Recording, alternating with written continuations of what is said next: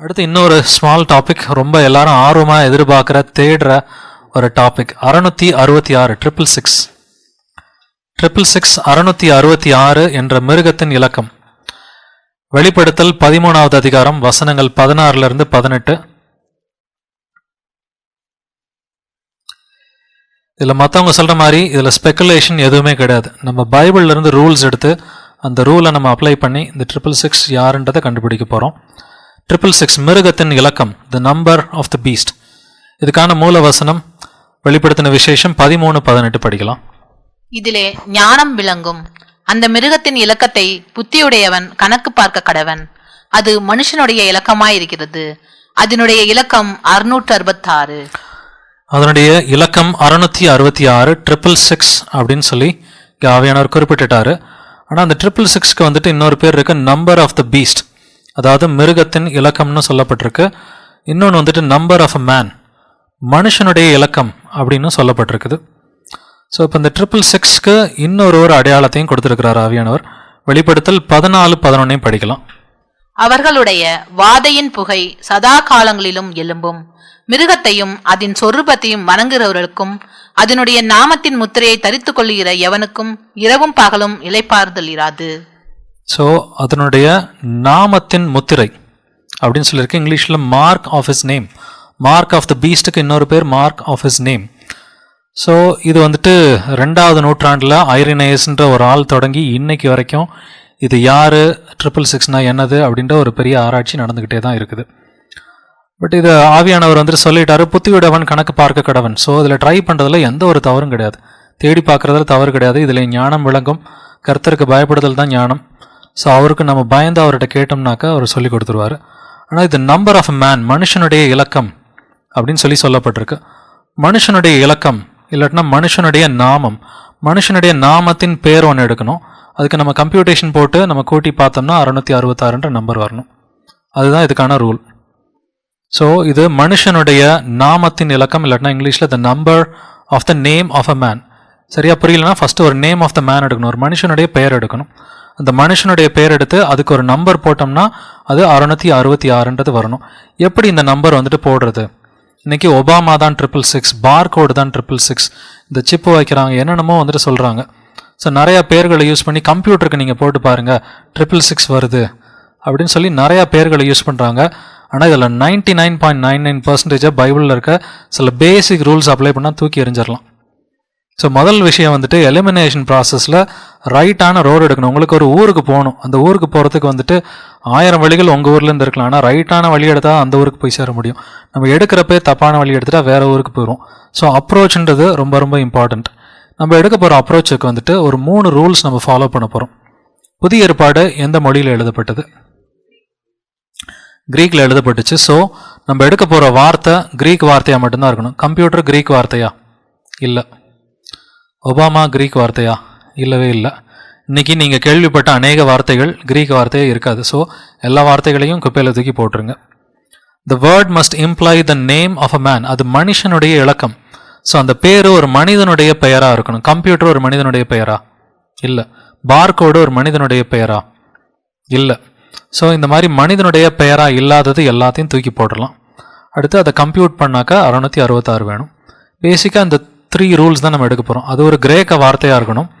வெளிப்படுத்தல் விசேஷம் கிரீக்கில் எழுதப்பட்டதுனால அது ஒரு கிரேக்க வார்த்தையாக இருக்கணும். அது மனிதனை குறிப்பிடுற கிரேக்க வார்த்தையாக இருக்கணும். அதை கம்ப்யூட்டேஷன் பண்ணால் 666. அப்படி நமக்கு மேட்ச் ஆகிற ஒரே வார்த்தை லாட்டினோஸ் அப்படின்ற வார்த்தை. இந்த லாட்டினோஸ்ன்ற வார்த்தை இங்கிலீஷ் ஸ்பெல்லிங்கில் நம்ம எழுதியிருக்கலாம். பட் இது ஆக்சுவலாக ஒரு கிரேக்க வார்த்தை. இந்த லாட்டினோஸ்ன்ற வார்த்தைக்கு நம்ம அந்த 3 ரூல்ஸை அப்ளை பண்ணி பார்க்கலாம். இது ஒரு கிரேக்க வார்த்தையா? ஆமாம், கிரேக்க வார்த்தை தான். இது ஒரு மனிதனை குறிக்கிற வார்த்தையா? ஆமாம், இது மனிதனை குறிக்கிற வார்த்தை தான். இதோட English translation the Latin man. இதுதான் இதோட ரைட்டான English translation, the Latin man. இதுதான் லாட்டினோஸ் அப்படின்றது அந்த கிரீக் டெர்மினாலஜி. அதை கம்ப்யூட் பண்ணால் 666 வருதான்னு பார்த்தீங்கன்னா இது நானே பர்சனலாகவே போட்டு பார்த்தேன். நீங்கள் கிரீக் ஆல்ஃபபெட்ஸ் அஸ் நியூமரல்ஸ் இந்த விக்கிபீடியா பேஜில் போயிட்டு கிரீக் ஆல்ஃபபெட்ஸ் நிறைய பேருக்கு தெரிஞ்சிருக்கிறதுக்கு வாய்ப்பு இருக்குது. கிரீக்கில் ஆல்ஃபா, பீட்டா, காமா அதெல்லாம் நம்ம சொல்லுவோம். ஆல்ஃபா, டெல்டா இந்த மாதிரி வார்த்தைகள் இருக்குது. இதுக்கு நம்பர்ஸும் கொடுத்துருக்குறாங்க. ஆல்ஃபானா 1, பீட்டானா 2, இல்லை டெல்டானா 4 அப்படின்ற நம்பர்ஸ் கொடுத்துருக்குறாங்க. ஸோ இந்த நம்பர்ஸ் எடுத்து நீங்கள் லாட்டினோஸ்க்கு நீங்கள் போட்டு பார்த்தீங்கன்னா எல்ஃபா லாம்டா இதுக்கு 30ன்ற வேல்யூ இருக்குது, ஏ ஃபார் ஆல்ஃபா இதுக்கு 1, டி ஃபார் டாவ் இதுக்கு 300. ஸோ இந்த கம்ப்யூட்டேஷன் போட்டு பார்த்தீங்கன்னா 666 எக்ஸாக்டாக மேட்ச் ஆகுது. இப்போ நீங்கள் ஏற்கனவே பார்த்த வார்த்தைகள் நிறையா வார்த்தைகள் இருக்கலாம், அது அந்த வார்த்தைகள் எதுவுமே வந்துட்டு இங்கிலீஷ் வார்த்தையாக இருக்காது, அதாவது கிரேக்க வார்த்தையாக இருக்காது. இப்போ திரும்பவும் இதுக்கும் போப்புக்கும் ஏதாவது சம்மந்தம் இருக்கா அப்படின்றத பார்க்கலாம். இங்கேயும் போப்புக்கு சம்மந்தம் இருக்குது. இப்போ லாட்டின் மேன், லாட்டினோஸ், லாட்டின் மேன் அப்படின்றது அர்த்தம். யார் அந்த லத்தீன் மனிதன் அப்படின்றத பார்க்கலாம். லத்தீன் மொழியை பற்றி முதல்ல நம்ம பார்க்கலாம். Latin is the official language of the unholy see. அவங்க ஹோலி சீன்னு சொல்லிக்குவாங்க, ஆனால் அன்ஹோலி சீன்னு சொல்கிறது தான் கரெக்டாக இருக்கும். ஸோ வேட்டிகனோட இன்னொரு பேர் அஃபிஷியல் லாங்குவேஜஸ்லாம் பேர் ஹோலி சி தான். வேட்டிகன் சிட்டின் வெளியில் தான் பேர், டாக்குமெண்ட்ஸில் சைன் பண்ணுறது அந்த கண்ட்ரிக்கு பேர் ஹோலி சி தான் வந்துட்டு. ஸோ அவங்களோட அஃபிஷியல் லாங்குவேஜ் இது வந்துட்டு இன்றைக்கி உலகத்திலே லத்தீன் யூஸ் பண்ணுற ஒரே ஒரு ஊர், அந்த 1000 பேர் மட்டும்தான். அடுத்து the unholy see uses Latin in all its official documents. அவங்க அஃபிஷியல் டாக்குமெண்ட்ஸில் கையெழுத்து போடுறது ரெக்கார்ட்ஸ் எல்லாமே லாட்டினில் தான் இருக்கும். கேத்தலிக் மாஸ், கத்தோலிக்கர்கள் பூசைக்கு போயிருப்பீங்க எக்ஸ் கேத்தலிக்ஸாக இருந்தாக்கா. 1965 வரைக்கும் லாட்டினில் தான் வந்துட்டு எல்லா ஊர்களையும் கேத்தலிக் மாஸ் நடந்துச்சு. இப்போ தான் மாற்றிருக்கிறாங்க, கடந்த ஒரு 50 வருஷமாக தான் மாற்றிருக்கிறாங்க. இன்ஃபேக்ட் உங்கள் வீட்டில் யாராவது 70 வயசுக்கு மேலே கேத்தலிக்ஸ் இருக்கிறாங்கன்னா அவங்கள்ட்ட கேட்டு பாருங்கள், கண்டிப்பாக லாட்டின் மாஸ் அவங்க அட்டன் பண்ணியிருப்பாங்க.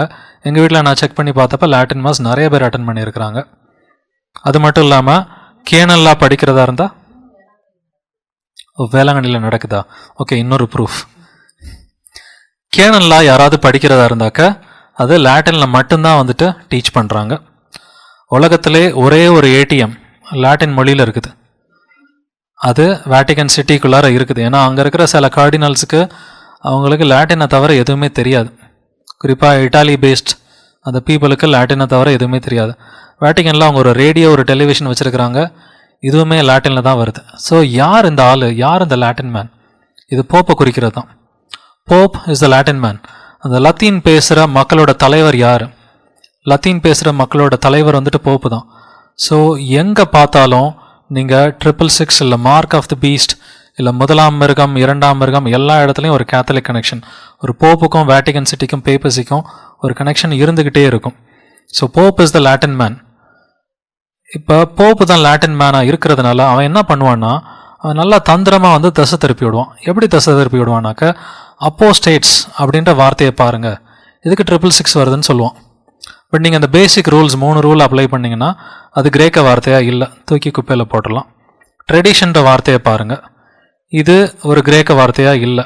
இட்டாலியன் சர்ச் இதுவும் 666 வருதுன்றான். இதுவும் கொஞ்சம் போப்போட கனெக்ஷன் இருக்குது. இட்டாலியன் சர்ச் போப் வந்துட்டு வேட்டிகன் சிட்டி ரோமில் தான், இட்டாலியில் தான் இருக்குது.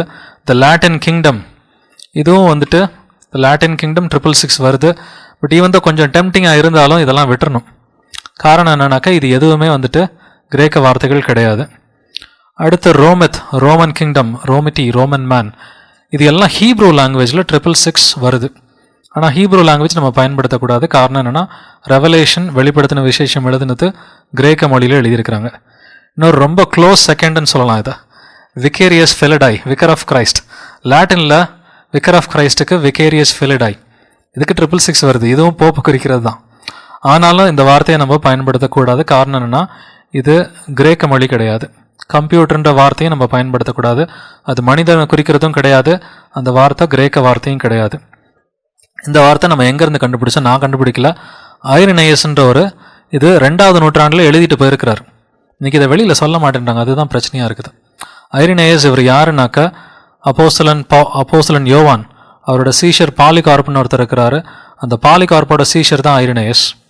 ஸோ டைரெக்டாக அப்போஸ்தலன் யோவானோட வழியிலேருந்து இவர் வந்தவர்.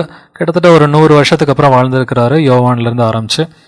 இவர் இந்த வார்த்தையை தான் வந்துட்டு 666 வார்த்தை அப்படின்னு சொல்லி அந்த காலத்தில் 1800 வருஷத்துக்கு முன்னாடி எழுதி வச்சிருக்கிறார். ஸோ யார் இந்த லாட்டினோஸ், யார் இந்த 666ன்னு பார்த்தீங்கன்னா இந்த லாட்டின் மேன் திரும்பவும் போப்பு தான், ரோமன் கத்தோலிக்க தலைவராகிய போப்பு தான் இந்த 666.